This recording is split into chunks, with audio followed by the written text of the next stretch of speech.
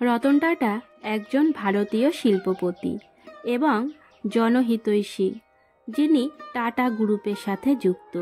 তিনি তার ব্যবসায়িক দক্ষতা এবং দৃষ্টিভঙ্গির জন্য ব্যাপকভাবে সম্মানিত এবং সাফল্যের সবচেয়ে অনুসরণীয় গল্পগুলির মধ্যে একটি। রতন টাটা 1990-এর দশকের শেষের দিকে টাটা গ্রুপের নেতৃত্ব গ্রহণ করেন, যা এটিকে ভারতের বৃহত্তম গ্রুপগুলির মধ্যে একটিতে পরিণত করে।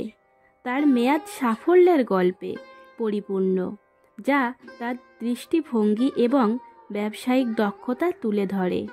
তার সাফল্যের মধ্যে উল্লেখযোগ্য হল 2008 সালে ফোর্ড মোটর থেকে জাওয়ার ল্যান্ড রোভার অধিগ্রহণ করা টাটা গ্রুপের বিশ্বব্যাপী নাগাল প্রসারিত করেছিল।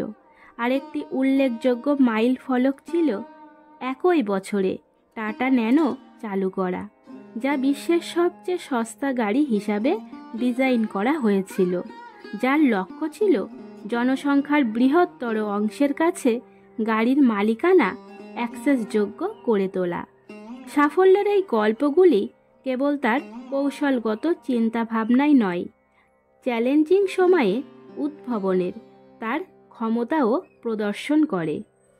ব্যবসার বাইরেও রতন টাটা ভারতে তার জনহিতকর কাজের জন্য পরিচিত, যেখানে তিনি বিভিন্ন ক্ষেত্রে উল্লেখযোগ্য অবদান রেখেছেন।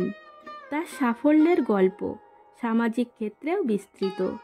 সেখানে তিনি টাটা ইনস্টিটিউট অফ সোশ্যাল সায়েন্সের মতো প্রতিষ্ঠানগুলিকে সমর্থন করেছেন এবং প্রাণী কল্যাণ প্রকল্পগুলিতে কাজ করেছেন।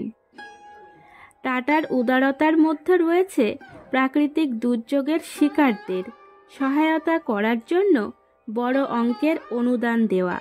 জনহিতকর কাজের প্রতি তার অঙ্গীকার অনেকের জীবন উন্নত করতে সাহায্য করেছে এবং এই প্রচেষ্টাগুলি ব্যবসায়িক সাফল্যকে দীর্ঘস্থায়ী সামাজিক প্রভাব তৈরিতে ব্যবহার করার তার বিশ্বাসকে প্রতিফলিত করে।